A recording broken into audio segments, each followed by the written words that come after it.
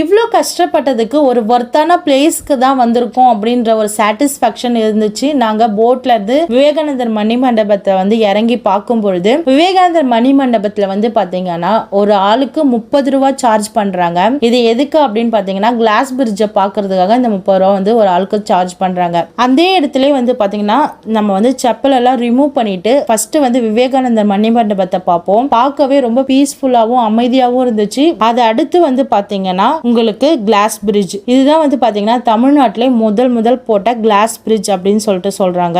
இது வந்து விவேகானந்தர் மணிமண்டபத்துக்கும் திருவள்ளுவர் சிலைக்கும் வந்து பாத்தீங்கன்னா ஒரு பாலமா இது அமைஞ்சிருக்கு. 77 மீட்டர் தொலைவில் வந்து பாத்தீங்கன்னா இந்த கண்ணாடி பாலம் வந்து போடப்பட்டிருக்கு. சாதாரணமா சொல்லும் போது இது ஒரு கண்ணாடி பாலம் அப்படின்னு சொல்லி தான் நானே போனேன். இதுல என்ன பயம் இருக்குன்னு சொல்லிட்டு, ஆனா இதுல நின்ன எக்ஸ்பீரியன்ஸ் இருக்கு பாருங்க, செம்ம த்ரில்லிங்கா இருந்துச்சு. எக்ஸ்பிளைன் பண்ணவே முடியல. அது வந்து வேற லெவல் எக்ஸ்பீரியன்ஸ் கொடுத்துச்சு.